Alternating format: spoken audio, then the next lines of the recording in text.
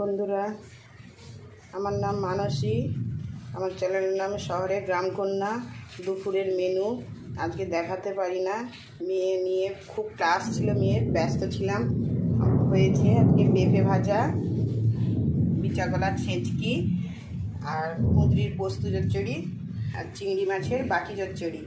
এই আজকে আমাদের দুপুরের মেনু।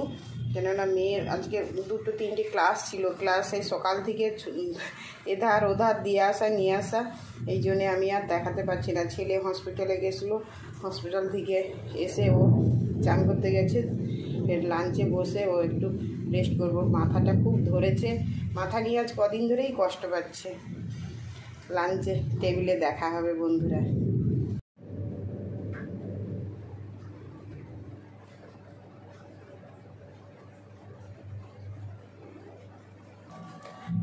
দেখুন বন্ধুরা, আমার লাঞ্চ রেডি। লাঞ্চে কী কী দিয়েছি ছেলেকে আগেই তো বলেছি। তবু বিচাগলার ছেঁচকি, পেঁপে ভাজা, কুঁদরির পোস্ত, চিংড়ি মাছের বাকি চচ্চড়ি, স্যালাড, ভাত। এই আমার ছেলে খেয়ে নেবে। খেয়ে নেবো কি, খাবো এবার।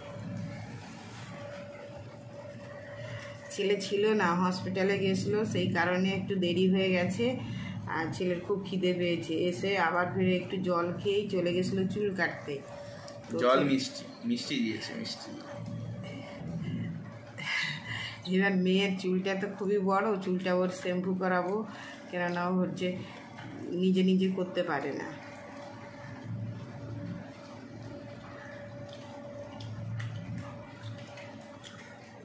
আজকে কোনো রান্নার রেসিপি দেখাতে সময় পাই না, কেননা মেয়েকে নিয়ে খুবই ব্যস্ত ছিলাম সকাল থেকে। আর আমাদের এখানে প্রচুর বৃষ্টি হচ্ছে। আপনাদের ওখানে বন্ধুরা সব জায়গায় বৃষ্টি হচ্ছে, কিন্তু আমাদের এখানে প্রচুর বৃষ্টি হচ্ছে। ছেলে মেয়েকে আনতে গেছিলো, দুজনে ভিজে একবারে নেতা। ভালো হয়েছে, খুব ভালো হয়েছে।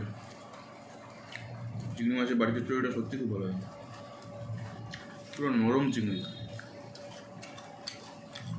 নিয়ে এলে তো দেখা যাবে চিংড়ি মাছটা, ওই জন্য অত দূরে গেলে কি করে দেখা যাবে?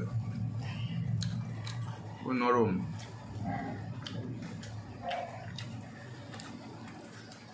আরও মাছ ছিল, কিন্তু রান্না করতে সময়ই পাইনি, সকাল থেকে এত ব্যস্ত।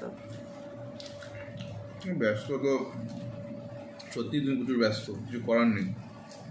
আমাদের সবাইকে সামলাতে নিজেকেও নিজে সামলাতে হবে। নিজে নয়, আমরাও, আমি, বাবা, কনিষ্ঠা, তিনজনই তোমাকে সামলাচ্ছি, সেরকম তুমি আমাদেরকে সামলাচ্ছ।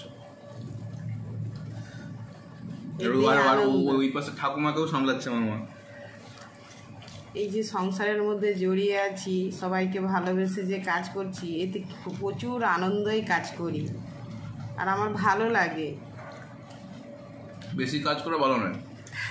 আমি বেশি একটু সংসারে কাজ করি, লেবার খাটনি ঘাটা, আর এমনি কাজ করা ঠিক আছে, কাজ করা ভালো শরীরের জন্য, কিন্তু লেবার খাটনি ঘাটা আবার ভালো না।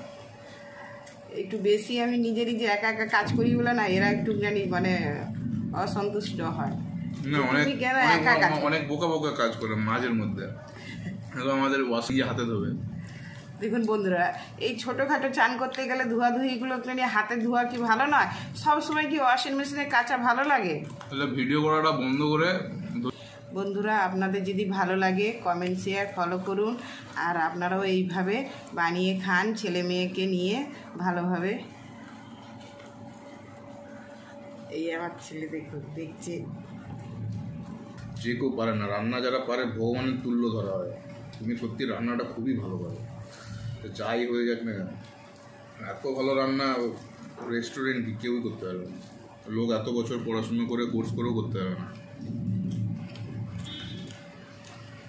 এই যে শুনলে না, মনটা একবারে প্রাণটা জুড়িয়ে যায়। এই যে সবাই যে বলে ভালো লাগে খেতে, আমার রান্না করতে সত্যি আমি ভালোবাসি, খুবই ভালোবাসি। আমার রান্না করতে কোনো কষ্ট নেই, আর আমার ছুটা দৌড়া কাজ করতেও ভালো লাগে। আমাকে যদি বলে এখনই তুই বাজার থেকে এটা নিয়ে ওটা নিয়ে, আমি এখনই গাড়িটা স্টার্ট করবো, চলে যাবো ফুর করে। আমার ওতে কোনো কষ্টই নেই।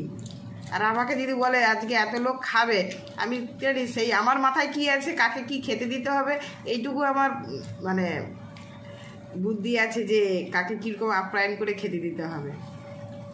এরা সব বুঝে উঠতে পারে না তুমি কি করে এত সব রান্না করলে। আমি বলি এইটাই তো খেল। ধন্যবাদ বন্ধুরা।